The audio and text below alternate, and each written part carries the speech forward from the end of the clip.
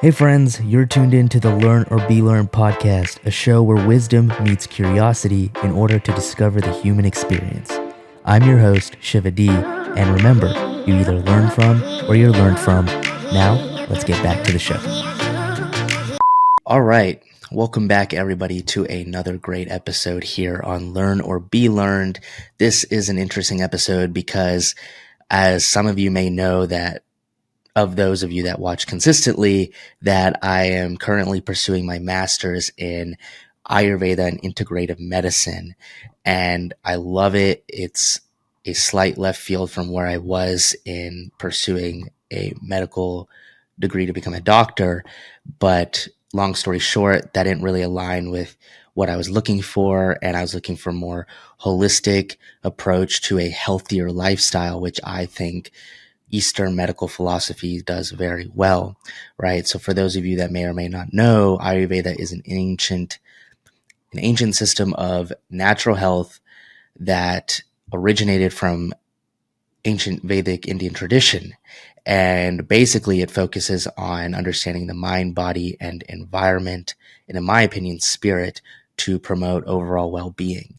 So this episode is basically me going to talk about 3 important points, and it's a 2 birds with 1 stone type of situation because this is for my final project for the semester, and one of the options for the project is a podcast, so it aligns perfectly. I did this last semester too, so we're just going to do it again, and we're just going to jump right into 3 points that I think that have been key takeaways for me so far that I've applied into my life that have been beneficial. And I think, sharing that knowledge, maybe you could take something away and try it yourself.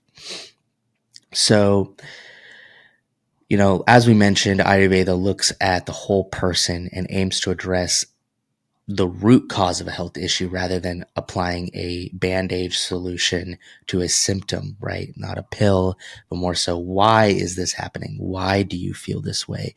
Why do you have, instead of giving antidepressants, why do you have depression? Where is that stemming from in the first place, right? So the first practice and ideology that I incorporated is called, I believe I'm saying this correctly, Dinacharya. Dinacharya. It's basically Sanskrit for daily routine. And I think this idea in the productivity space is so undervalued and overseen. We don't really touch on it very much, but I think it's so important, right? Because Dinacharya means establishing a daily routine and basically aligning your practices with the natural cycles of the day. So, for example, waking up before sunrise, having a regular schedule for meals, going to bed early, all these allow you to follow a certain pattern.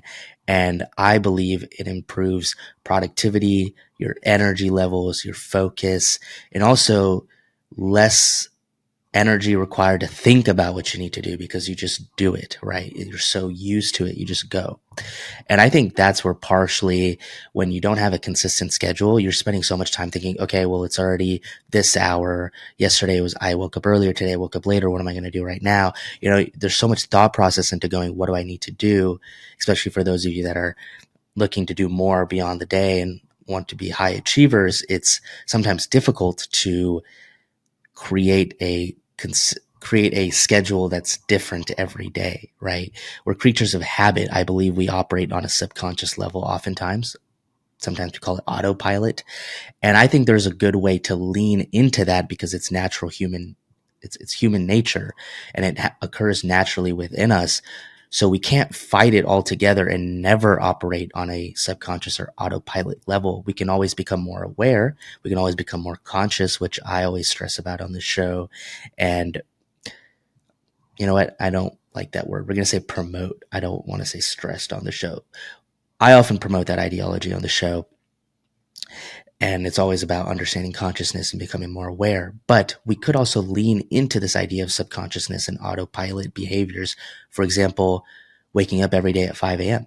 When I was in Kenya, I lived on a consistent schedule. I lived in the desert, like literally in a tent with semi-nomadic pastoralists. These people don't know what an iPhone is. They don't know what the internet is. They lived so true to nature, and so did we.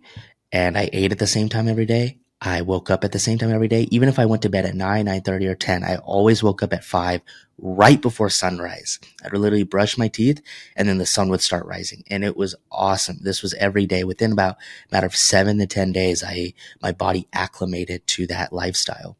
So I think there's so much importance to consistency. And I honestly think if you try this, you will see astronomical benefits in energy, focus, getting things done, productivity. So that's an important one. Another one is building ojas. Ojas in Ayurveda means to live in a blissful state, right? You see the vitality in somebody.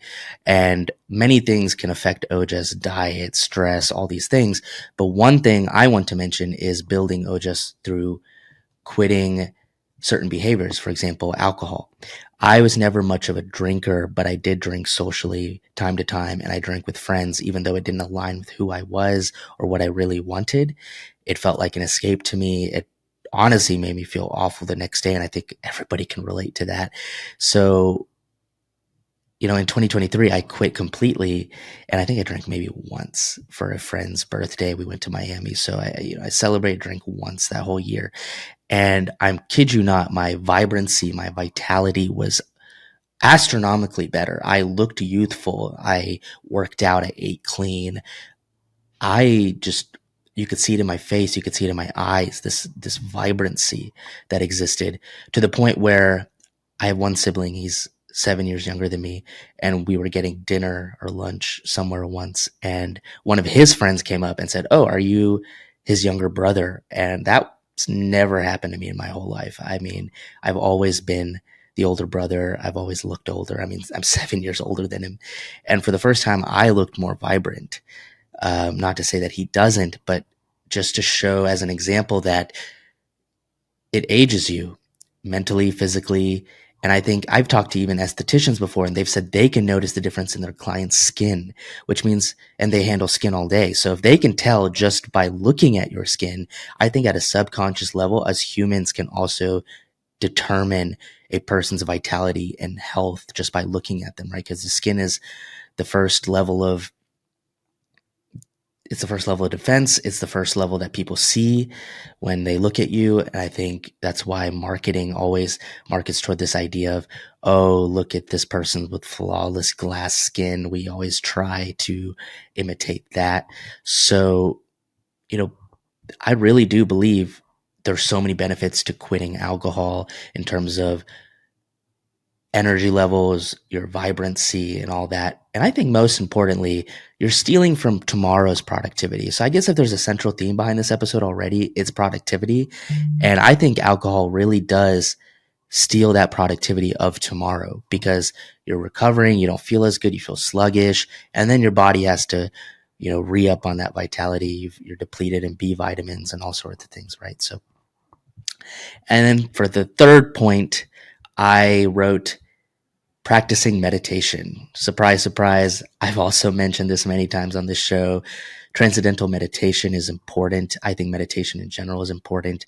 I think we live in such a busy life today with our modern technologies and the go, go, go mentality that we never stop to quote unquote smell the roses or just live in the present moment. And you'll be surprised what pops up in your brain when you just sit there and do nothing. And I experienced it the first time when I was in Kenya, 2019. I was about 20. I think I was 20. Yeah, I was 20. And I had nothing to do. We had no internet. We had no phone usage. Spotify doesn't work. Nothing worked. So I literally had a paperweight of a phone, which actually was a camera at the very most. I used my phone maybe 15 minutes a day, and it was just for camera purposes. Literally, the phone had no other use besides that. And sometimes I just wanted to be alone from people. So I would just go to my tent and just lay there. And what I realized in hindsight later was that is a form of meditation, is what I was doing. And I became calmer. I became more clear. And I think meditation brings about clarity. It uproots any subconscious things that you've been pushing away or escaping through alcohol or escaping through Netflix or people.